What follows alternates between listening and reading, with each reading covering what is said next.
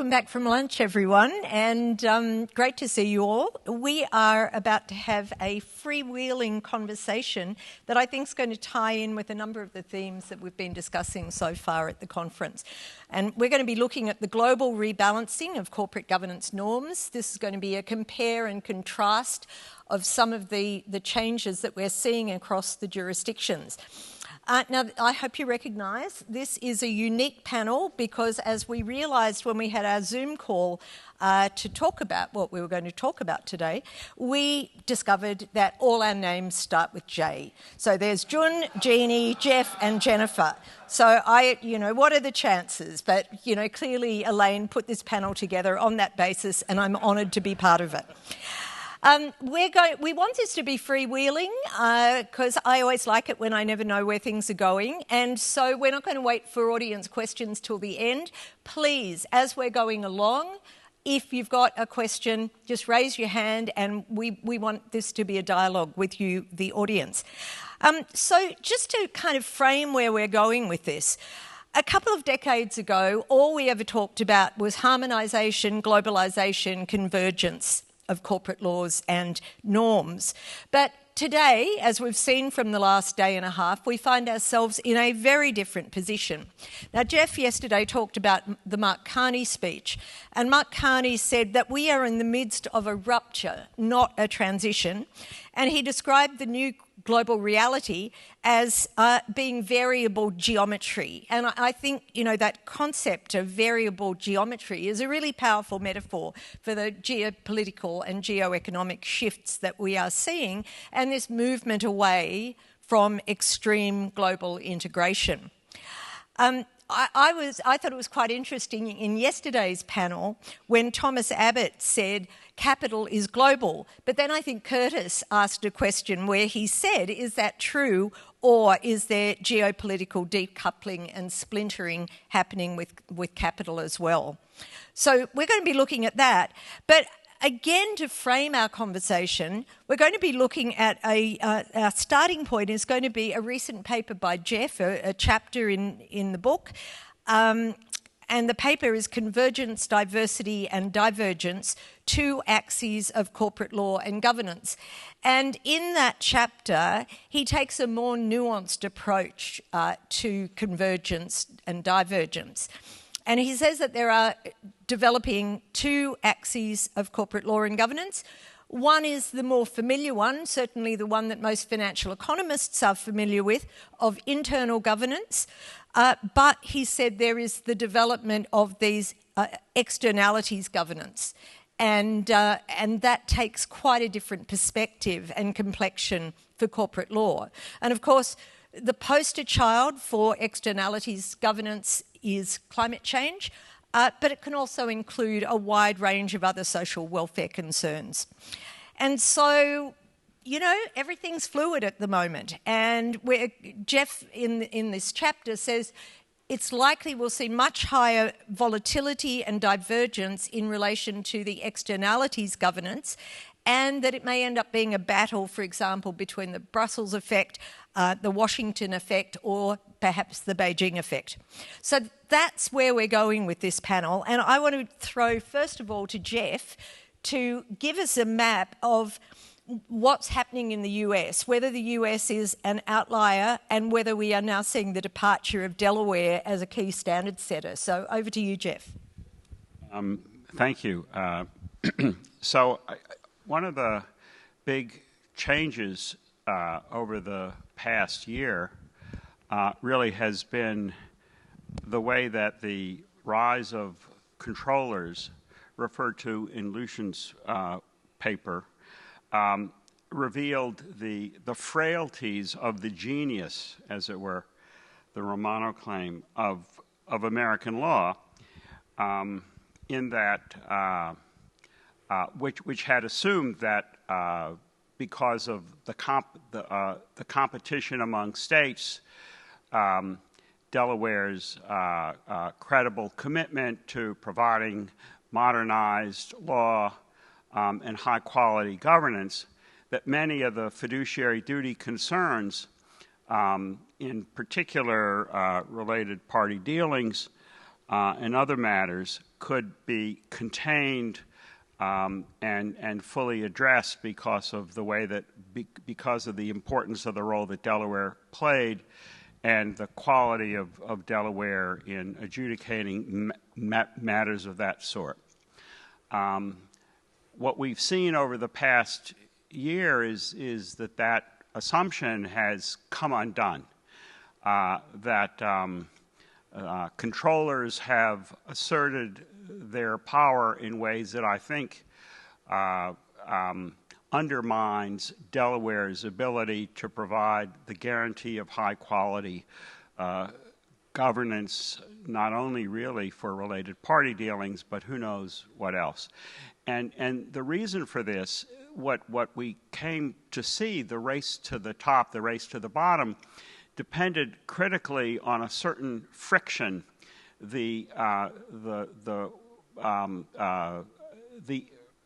very difficulties in a firm once in Delaware to leave Delaware, because the shareholders of such a firm would be unwilling to vote in favor of the relocation to some other state. We've seen two really important developments, one of which is that controllers armed with dual-class common stock, first of all, some of them have moved out of Delaware to Texas and Nevada. Others have credibly threatened to move.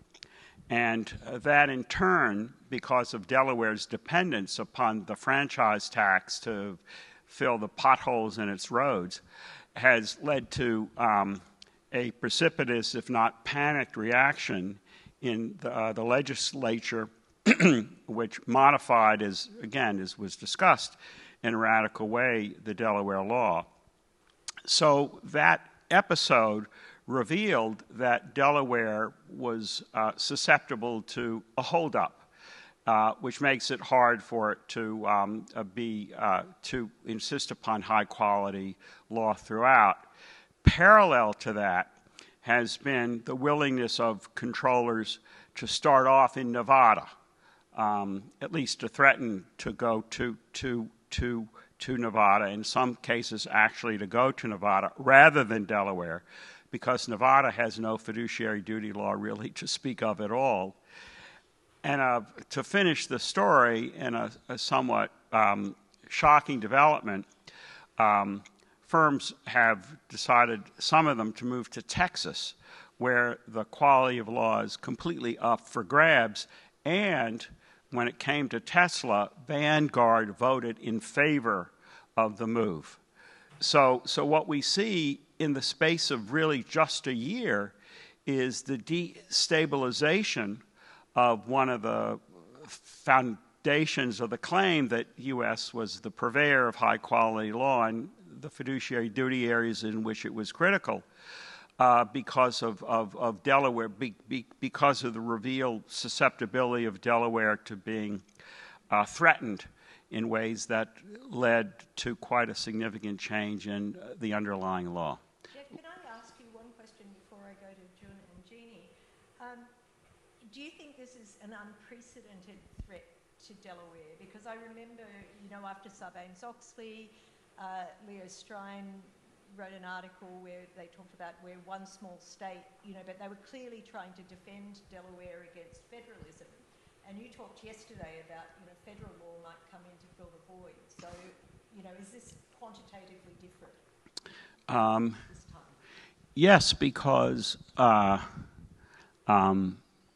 federal law requires congressional enactment, and that requires a coalition across, a broad range of different groups. Whereas, and so, it is a threat, and actually, I think actually a federal solution may be required, given what we've revealed about the limits in state law in the United States. But this is, I think, from Delaware's perspective, a much graver threat, because it's happening. Yeah. Firms are actually moving to Texas, a few of them, and firms are starting off in Nevada and not coming to Delaware. And so I think it's a much graver threat because of the immediacy and the way the legislature has signaled through its rather panicked response that it takes the threat seriously. And that's going to lead to more, right, having revealed their willingness to be, to accommodate, I think there's going to be other actions by other firms on other dimensions of Delaware law that provide friction. And the Caremark doctrine about holding directors to account for the violation of law, I think, is at great risk. And I think that's a separate question. I don't want to go there right now. But so I think Delaware is at risk in a lot of perspectives. Yeah, Jeff, a component of Roberta's story was that management cared about share price, and that markets would price the quality of the corporate law that you were controlled by, and therefore, if Delaware was superior, people would drift there, and in some sense, she took its position as confirmed. Now, I know there were lots of debates about that, network effects and so on, but I think the interesting question here is, now we have ExxonMobil also having moved to Texas. It's not a dual-class stock company. I mean, that kind of leaves, open a couple of questions. One is, does this mean the market doesn't price corporate law actually very well? Perfectly possible. Or alternatively, are our preconceptions of what is really share value maximizing corporate law incorrect, and the market is, and Texas has the formula? Yeah, the Exxon to Texas move is a lot harder to understand than Tesla to Texas, right? I mean, basically, a controller who's in a position of increasing the private benefits of control can more than overcome whatever the hit to the stock price is through an increase in the private benefits of control. So controllers are one story, as you well know. I wish Kenneth and Roberto would do an event study on the, as they did for the adoption of SB 21, a one-firm event study for the move of Enron to Texas, because like you, I find that really puzzling. It's not like New Jersey had stringent law. It must be that I guess the argument from why shareholders of Exxon would vote in favor is because what Texas law does is reduces the capacity of outside shareholders to put pressure on Exxon in light of its oil extractive activities, and reducing that pressure makes it easier for Exxon to explore and pump, which increases the value of the firm. Maybe it's a special case, but we'll see. Yeah. Is there another question? Yes, Elizabeth. Large tech companies get a lot of attention, maybe too much or maybe too little, given their impacts. And this question is for the whole panel, not just Jeff, because, of course, large tech companies largely come from the U.S., but I'm also curious of the perspectives from others about the governance of these and the constraints. So my question is, is corporate governance really not a meaningful constraint in your view on some of these companies, like boards are not meaningful, or et cetera?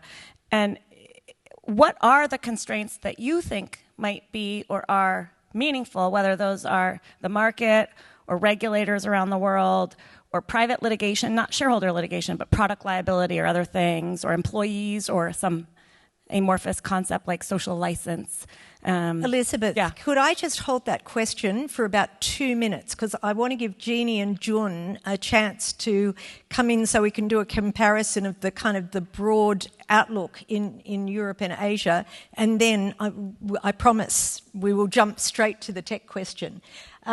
Jeanne, I know that you know, there's a question of whether America is an outlier or whether it's a unique case, and, you know, there's something special about America in terms of its deep market. So have you got a comment on that? And then let's go to Joon. So I think what we are seeing globally is not just one wave, right? Which is why we had the panel yesterday saying there is no race to the bottom, and then, you know, we just heard from Jeff there are some changes, and it's three distinct things that are happening simultaneously. So the public debate might sometimes treat them as one, which can confuse. So we have the genuine deregulation, where the substantive investor protection is being removed. We have re-regulation, where the jurisdictions are replacing one regime with a lighter disclosure-based regime. And then we have the competitive repositioning, where the jurisdictions are responding to the risk of losing listings or capital, and this can move either way. So if we conflate these, we also send mixed signals back to the regulators and makes it harder to have a productive conversation about where the real concerns lie for investors, right? So for those of us who engage actively with regulators and stock exchanges through consulting and also with, consultations, and also through voting at companies, it's very important to get the diagnosis right and to give that investor feedback that is clear and grounded in the investor protection and market transparency remit of regulators, so that they are able to make some changes. And not all markets face the same governance trade-offs, right? So some capital markets have structural characteristics, depth, liquidity, dominant index weight. So it gives them more latitude, or the companies more latitude, when they're considering governance norms, because capital flows towards the scale. And that creates its own set of dynamics between the investors and the companies. And this can increase not just concentration risk, but also governance risk. So there's something that we need to be very cognizant of. And the context also matters, right? Because where's the starting point? If, not because our standards change, but if the baseline is different. So in a market where corporate governance practices are mature, you know, you have well-functioning independent boards, strong track record of robust disclosures and engagement with investors, then moving some of the regulations to more principle-based rather than prescriptive could still produce good outcomes. But in other jurisdictions, we still need to have the guardrails where, you know, they don't have as much dialogue with investors. We still have concerns about the independence of boards and the quality of board directors. So it really depends very much on the starting point, but also what the jurisdiction is trying to do. Okay. Speaking about Asia, Asia is going the opposite direction of what's happening in the United States. So Asia is a huge country, so sometimes it's difficult to say the Asia is like this. But one obvious direction that we are seeing in major Asian countries is investor protections, and we are moving to shareholderism direction rather than managerial directions.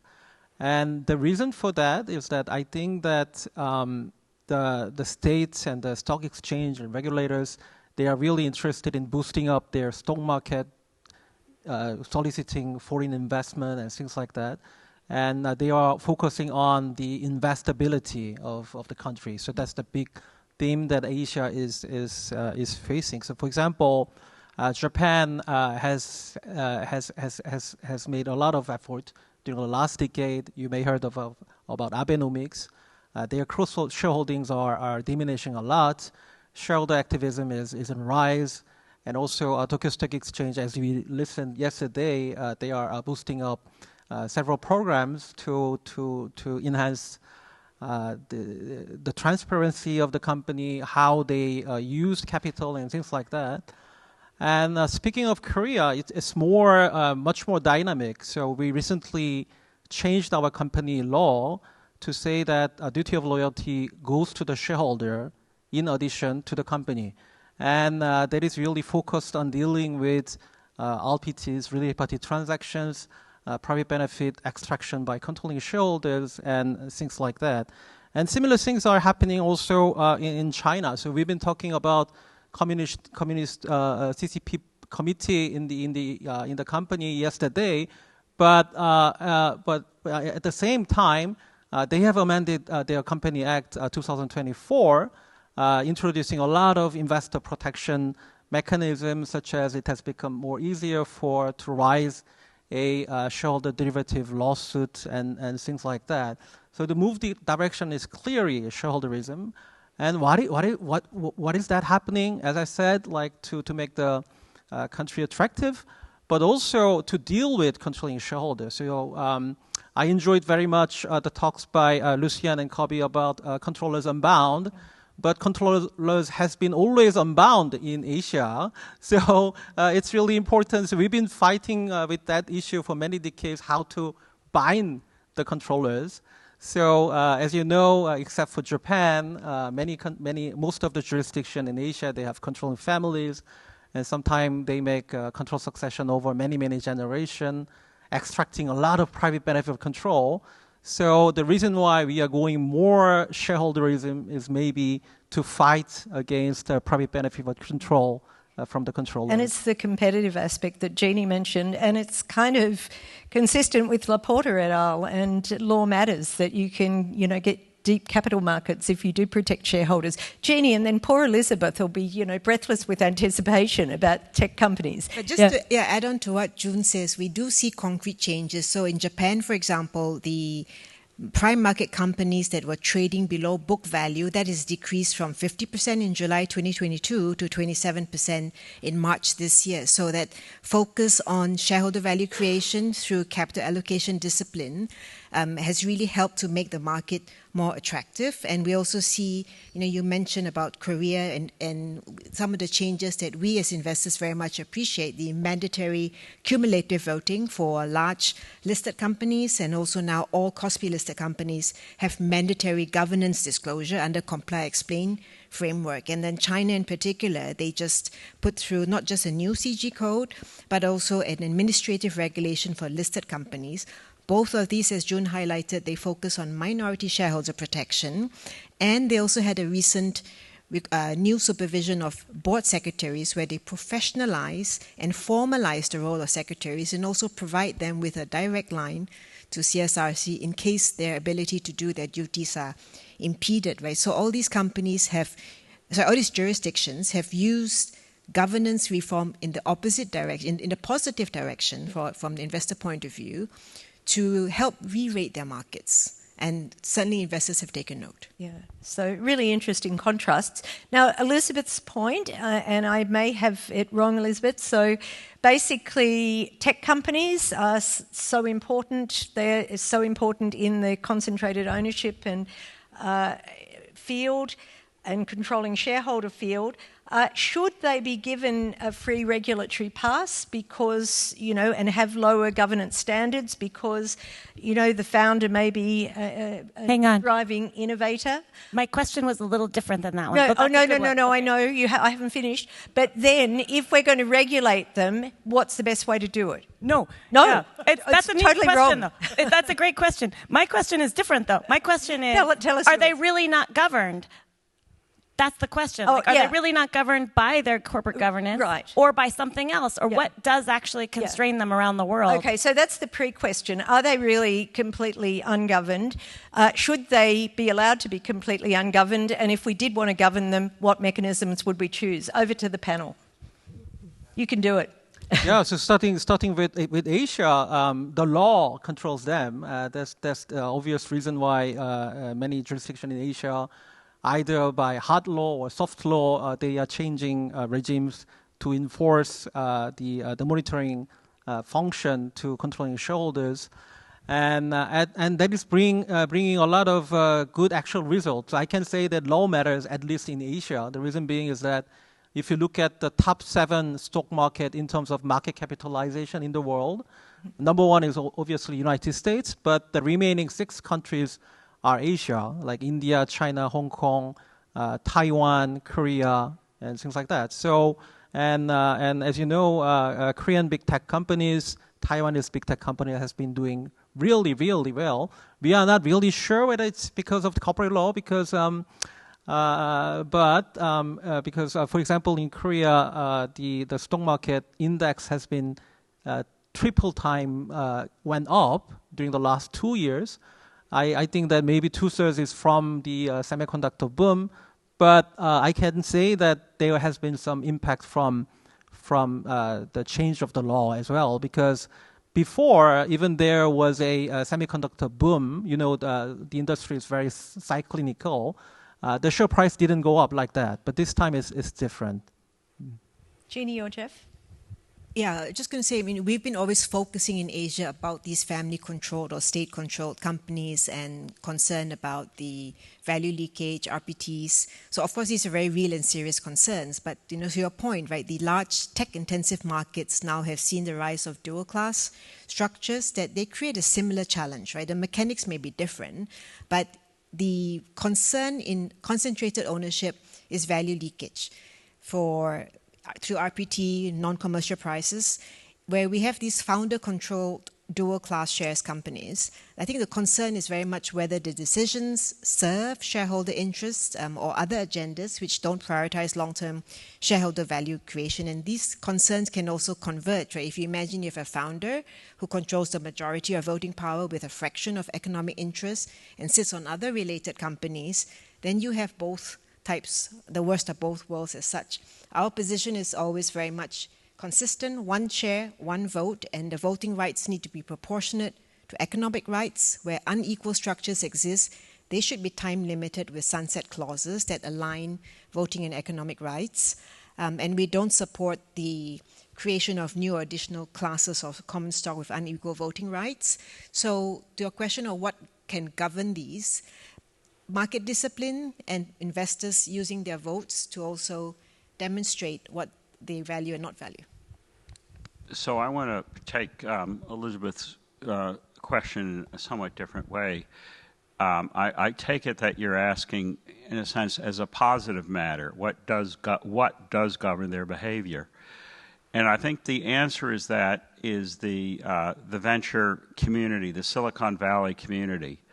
I think there are a set of internal norms and accountability within that group reflected in part because there's many of them sit as directors on these boards, and they're part of an overall community of norms. And I think those norms have evolved towards the extractive. Frankly, that the normies are entitled to a competitive rate of return, but that the community that creates the value is entitled to a super competitive rate of return. And so therefore, you might think that the community would be appalled at Elon Musk's successive re-upping of the claims he made on Tesla and the extraordinary claims made in SpaceX, but I think that's not the case. And the fact that he's regarded as, that the community accepts this reveals why governance by that community is not sufficient at the moment. But I take it that was really what the question was. And I think that's a little, the fact that there hasn't been more of a community response to some of the behavior is concerning. And so we'll see what will happen in the next period in the legislative arena, which is obviously the federal arena, which is where, since Delaware is not going to act, where action is going to come, if it will come. Jeff, just then you said that the norms had changed over time in Silicon Valley. No, I don't know that they've changed. You said they evolved, was the term you used. Well, I think they become more extractive. Yeah, and extreme. And do you think they will continue in the same direction unless there is legislative intervention? Well, I think we've kind of reached it pretty far. It's really hard to say. In part, if there's a near-term stock market crash, that will have norm resetting effects, I think. If the stock market in AI and AI related continues to generate huge amounts of wealth for everyone, for all those who have the shares, and there are huge investments being made which are driving a good part of the U.S. economy, if there is evidence of this enormous value creation and it persists, I think there will be less pushback against some of the extractive behaviors that have resulted. I see that Jill has raised her hand. Yeah. So. Well, I think, Dan, who was the first? I agree with everything that Joon said. And indeed, there's been a push towards shareholderism. And even in China. But I do think that something that has been underplayed is the amount of, and Jennifer brought this up, I believe, in her introductory remarks, the so-called Beijing effect, right? If you look at Indonesia, 280 million people recently creating Danantara, which is, it's too simplified to call it a Temasek model. It's a different animal, but it's clearly with the idea of trying to have effective SOEs as a centerpiece of their economy. Vietnam has recently passed legislation in a similar vein, doubling down on this idea of SOEs. China clearly, on one level, of course, they've entered in. There's activism, and they've changed their Companies Act correctly to double derivative action. But there's no move to say we're getting rid of SOEs, or we're even going to, I think China was even following the Singapore model till probably 2013-14, and now they've diverged from that, where the state is clearly paying more of a nationalization role. And, I think this reverberation is not limited to Asia. Why in the United States now, you have Intel, you have so much more government influence, and even in Europe talking about industrial policy, I think you're getting reverberations of this Beijing effect back throughout the world. You look back to the end of history for corporate law, which, for academics is, of course, this famous point where the SOE was supposed to end. And I think maybe we're too critical on one level of Hansman and Crackman. Moscow, Russia has a stock market. China has a stock market. The U.S., maybe the legacy is they left this idea of stock markets everywhere and shareholders. But layered on top of this now, I think, is this Belt and Road and Beijing effect. And I think it takes two forms. One is the government involvement in companies that have a national purpose, which is a channel for geopolitics to go in it. And the further step from that is just simply, when Changhan and Umakan and I wrote, and it's now a decade ago, about the Temasek model, we hedged our bets in the conclusion because we said maybe Singapore will not have GLCs in 10 years. There's no talk of that now. This is an institutionalized model. And I think when we're talking about norms, this is a new norm, the nationalization, state entry. And I think that has to be traced back to China's success. Yep. I just wonder what the reaction is to that. It's not I don't think it's an old school movement towards shareholderism. It's shareholderism, but of a different type. Yeah. It's almost like reverse transplantation. Now, I think, was Luca next? Yeah, Luca. Thank you. So I also have a comment that more or less goes back to the end of history or the convergence debate that preceded it. And it's the following. So many things happened since that debate, but one thing that clearly stands out, reflecting the relevance of tech companies, is that the returns on idiosyncratic human capital or genius have become much greater in the last 25 years, which means that individuals have become more relevant to value creation, which in turn make their role within corporations more relevant, founders' roles basically more relevant, and that has led to concentrated ownership in the US as well, or a higher degree of concentrated ownership. So what we are seeing now is basically a different kind of convergence than we imagine that we would witness in the future. Back then, not a convergence to the US or US-UK model of dispersed ownership, but convergence to a concentrated ownership model, which had always been the norm everywhere else. And reflecting that, I think Delaware, in the meantime, Delaware corporate law in the meantime kept momentum in the direction of greater protection of investors. Arguably, it became more pro-shareholders in the last 24 years or so.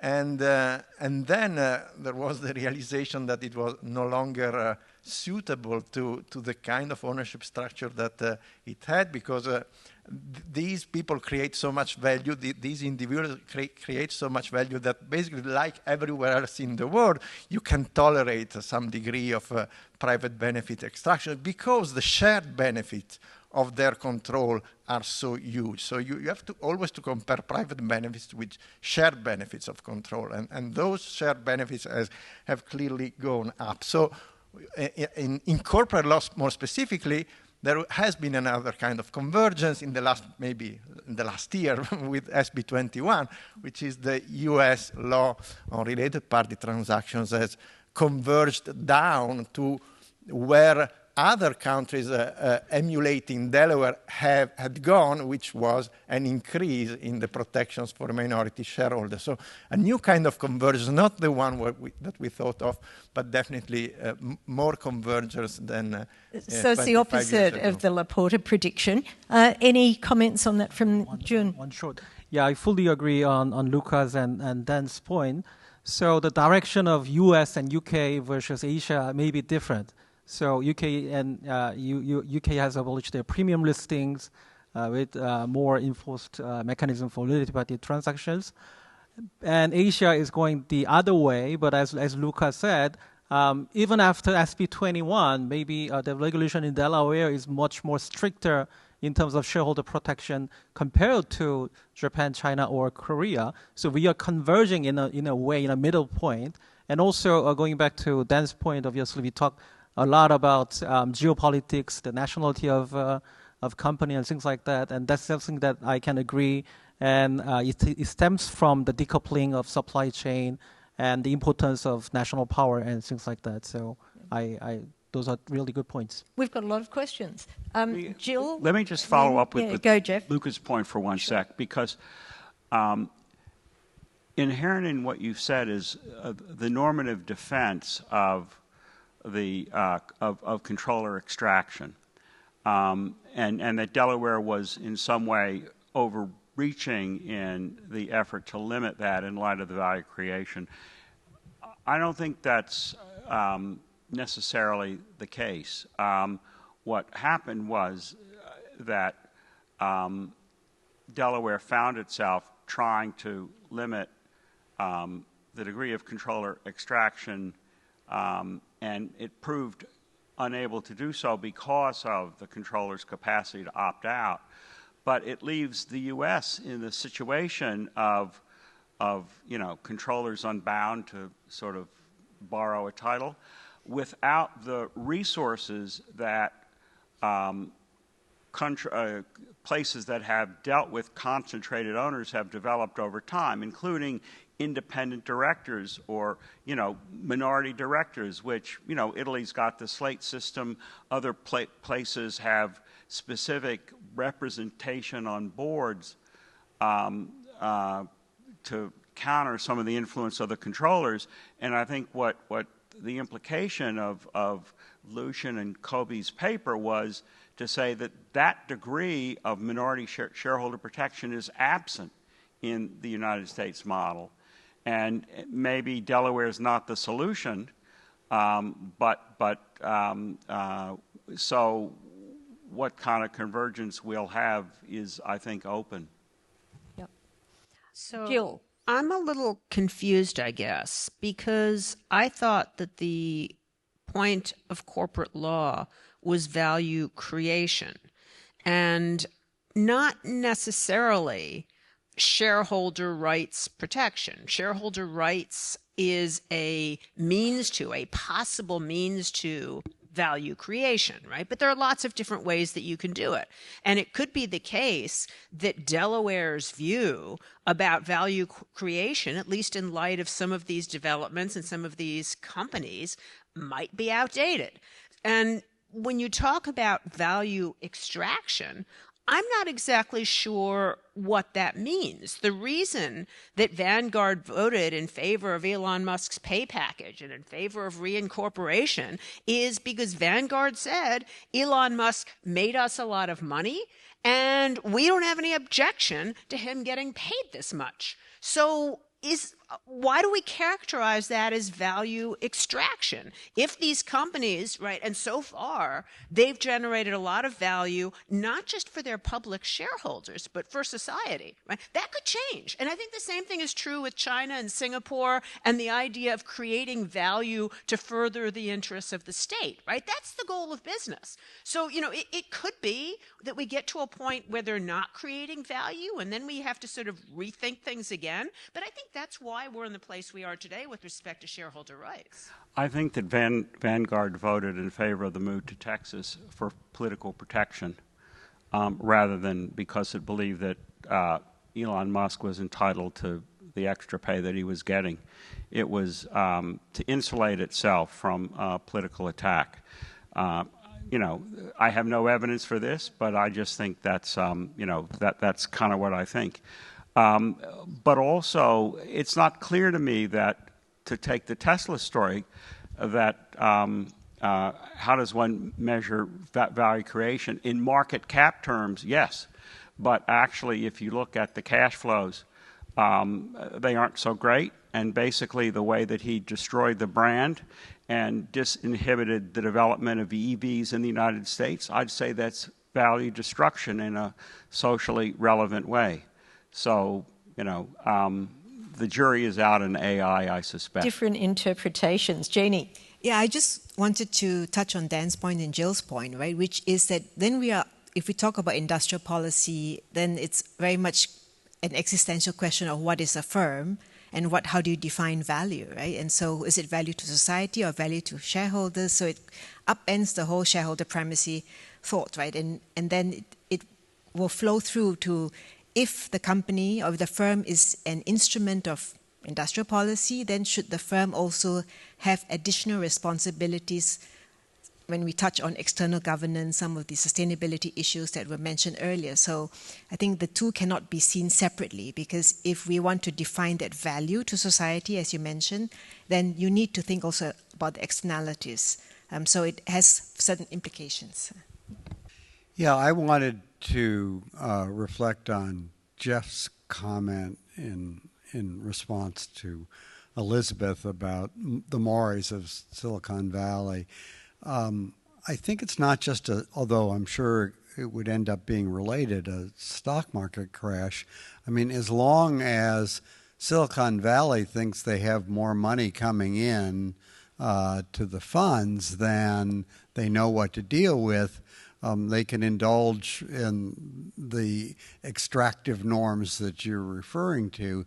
But we've seen peaks and valleys in terms of the availability of money. And again, if, for example, AI ends up being a disappointment relative to the current expectations, I think you would then expect also to see a real drying up of funds to Silicon Valley, and that's the kind of thing that could change norms, because the question ultimately is who was getting, who was being extracted from. It's presumably the people who came in and ultimately didn't get that big founder share that the founder's ripping off. So.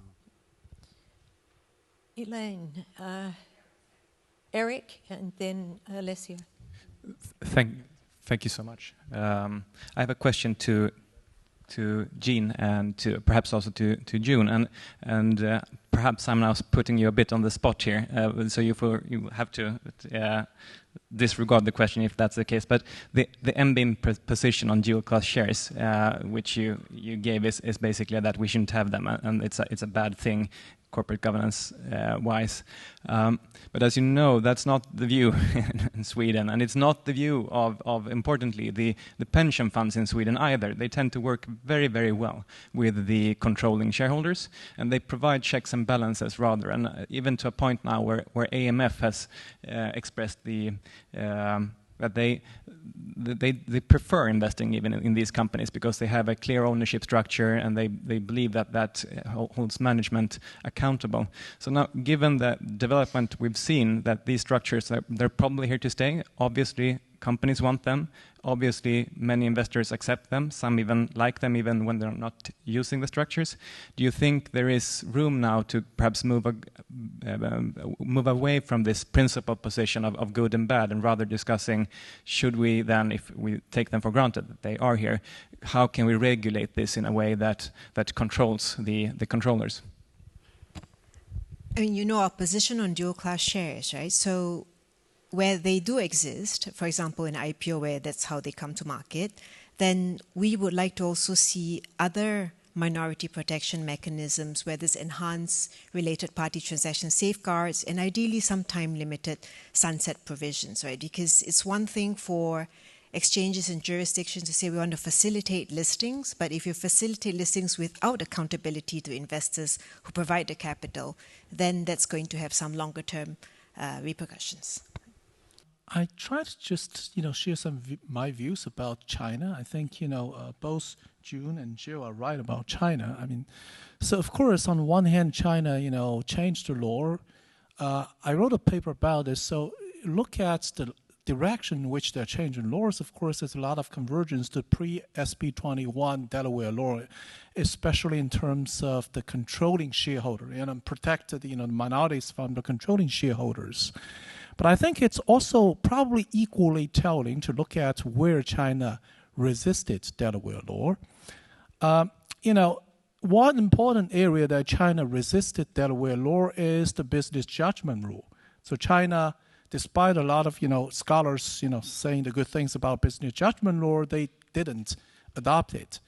I think if you put these two things together, I think Jill is also right. I think in the sense that China, I don't know about the incentives behind rule change in Korea and Japan, but I think the Chinese incentive is not that simply just to protect the minority shareholders so as to make the company more sort of valuable.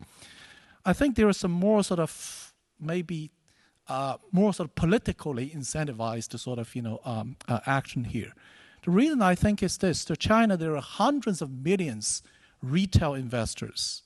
They are very big, mass, group. So I think a lot of policies, if you look at China, we should understand it from this background. So it's more out of the populism. So to protect the minority shareholders, of course, it's the government way to appeal to the hundreds of millions of people in the country. And similarly, to resist the business judgment rule is also to appease to those kind of minority shareholders in hundreds of millions, to show them actually the government is caring about their sort of rights. I also want to quickly respond to Elizabeth's point. So how about those very big Chinese tech companies who are governing them? It's a very good question, but if you look at those companies, I would say Chinese government or Chinese law actually not governing them, because they're incorporated in Cayman, listed in US or in Hong Kong. So they're beyond the governance of Chinese law. However, of course, there are new generations of Chinese tech companies, some of them incorporated or listed in China. For those companies, of course, I agree with Joon. So the new sort of Chinese company laws or securities law, for whatever political incentive behind it, they will govern. I mean, they're governing these companies. Wei, I'm going to pass over to Joon, and then we've got one more question from Patrick, and then we've got comments from Jeff and Jeannie, and I want to get them onto external governance before we wrap up at 3:30, right? Whoa, it's gone fast. Joon. Yeah, so we raise a great point because maybe one of the big difference about shareholder ownership in U.S., Europe versus Asia is that in Asia there are many retail shareholders. So the influence of asset managers and asset owners are very big, but maybe not as big as in Europe or in United States. Which means that, for instance, in Korea, why did it change the law to protect minority shareholders? Is because the number of retail shareholders in Korea used to be 5 million 5 years ago, but nowadays it has become 15 million, more than triple. So nowadays, I would say like 40% of political voters are retail shareholders, and politicians are trying to please the retail investors and win the election. And maybe that's the background for that. And maybe it's similar to China. The number of retail investors in China is enormous. And sometimes the policymakers are making the policies who can please these retail investors. Another like political economy link between But that. also, you know, my country, Australia, has been described as a nation of capitalists. We're all invested in the stock market through superannuation. Jeanne?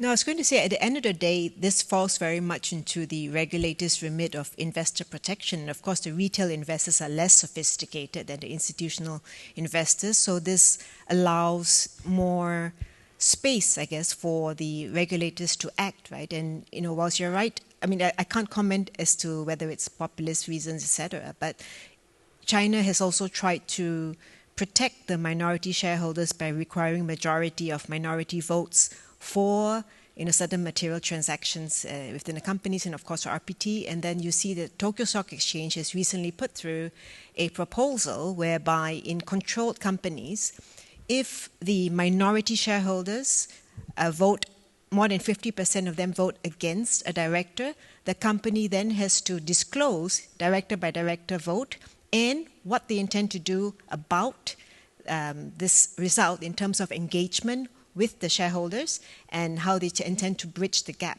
So these are ways where the transparency down, you know, it's not dual class, but it's transparency in terms of segregating between majority and minority, which you could apply that same concept if you did the class by class share voting results, you know, in some other jurisdictions where dual class shares are very prevalent. So.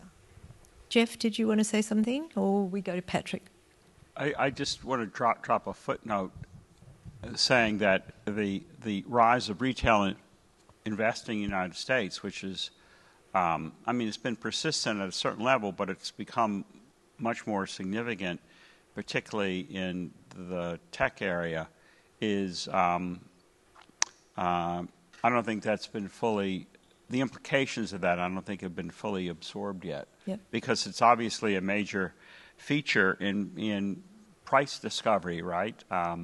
Not just for Tesla, but also for SpaceX, which has got a large share of retail owners.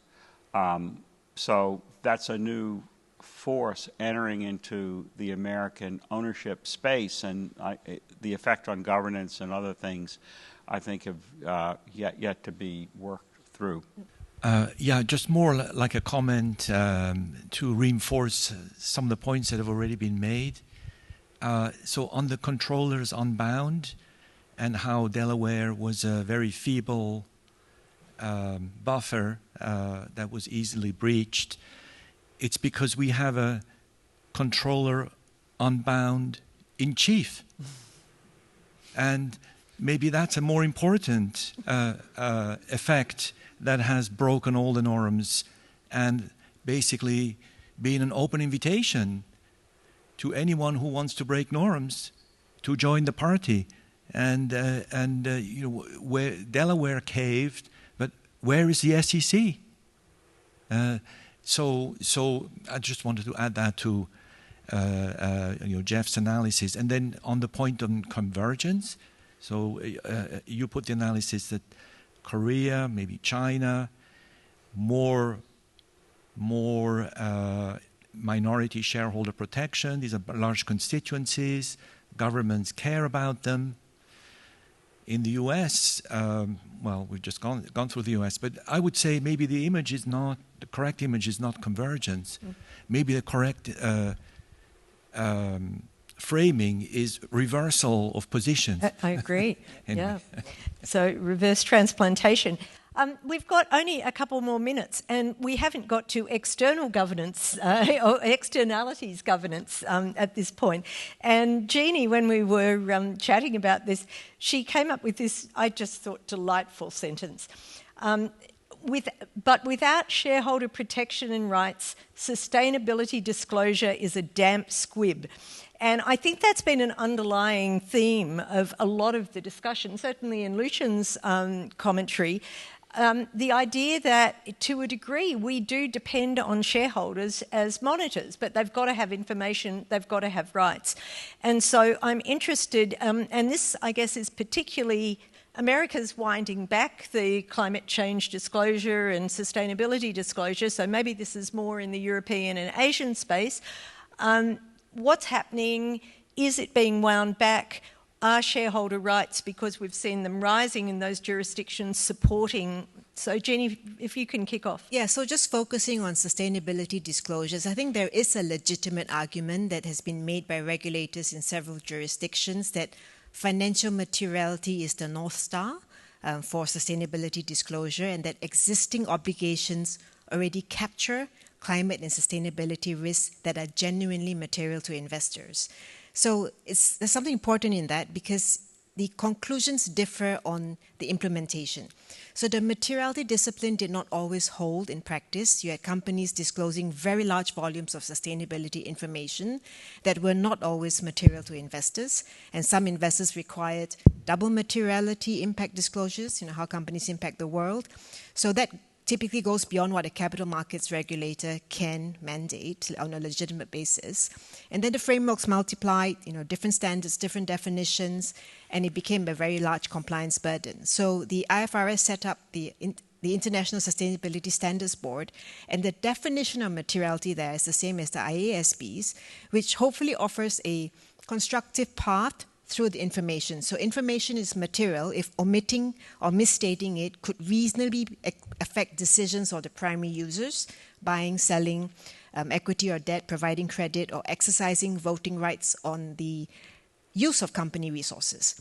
And I think the critical difference is that ISSB requires that disclosure on anticipated financial effects on the cash flows, balance sheet, and cost of capital over the short, medium, and long term. So the long term is where some of these externalities become internalized as public policy response, right? And so that's the key thing, and that connectivity to financial statements hopefully will bring in the market discipline that, together with shareholder rights on voting, can actually start to price in some of these sustainability issues where they are material to the company's prospects over different time horizons.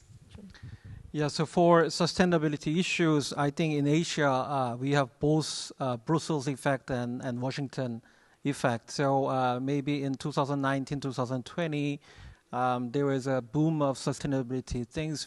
Some countries have even considered the adoption of CSDDD style of regulation in country. But obviously, after United States has changed their policies about sustainability issues, that has been slowing down.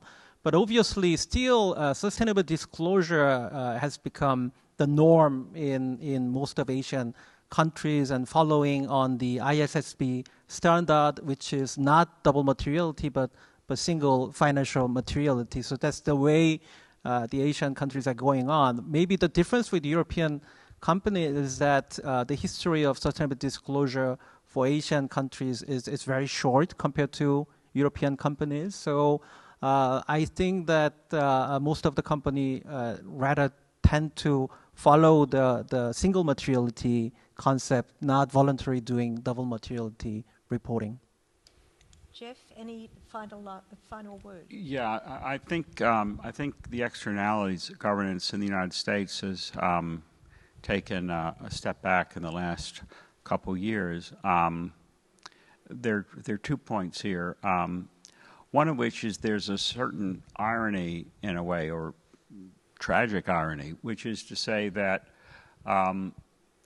ESG disclosure, ESG investing, even where the financial fiduciary is doing so precisely because it thinks the effects are going to be on cash flows, even where disclosure is precisely because it's material in a financial sense, that's become anathematized because of the cultural associations with ESG and the, as Jill and Elizabeth know better than most, the way that ESG in its origins kind of conflated normative social goals on the one hand with financial goals on the other, and in the current debate, the claim that financial goals are being served is being eradicated, and that's because, as I've said before, there's an underlying political economy in the United States that's driven by the importance of fossil fuels, both in the economic sense and the political sense, which has profited by the conflation of ESG in the cultural sense and the financial sense, and pushed politically against the idea that prudent investing takes account of ESG, which of course has got the climate change risk as a material element of it. So, you know, there's a bit of a paradox. On the one hand, an ERISA fiduciary in one state can be held liable for fiduciary duty breach on the account of taking ESG on board. In another state, the judgment could be just the reverse. You fail to consider ESG because of its financial effects, and therefore you've breached fiduciary duty. So this will be hashed out over time, one suspects. But at the moment, the externalities governance in the United States is certainly moving in a different direction, and Luca has written an optimistic article that U.S. firms, the multinationals, will turn more in this direction as they are faced with the European solution here. But the effective date of that is what, 2029? So it depends upon a different political alignment in the United States for its effect. So just to add that this is why the materiality discipline is critical, and that if we can follow that both as investors and the companies that disclose, we will help the market to come to a consensus as to what is material sustainability related financial information that will hopefully tick the box in all these different places where you can actually demonstrate this is material in terms of the financial prospects, and so you're not being either failing in your fiduciary duty in one state and passing it in the other, or vice versa. Well, I don't know whether it's so much global rebalancing of corporate governance norms. It's certainly very volatile. Looking at the US position and how different it is to other parts of the world at the moment, it reminds me of after Enron, when Jack Coffey said there are serious downsides to under-regulation. We will soon see how that plays out in this brave new world. I want to thank our audience, who were fabulous panelists. Thank you for asking all your questions, and thank our panelists for a really fascinating conversation.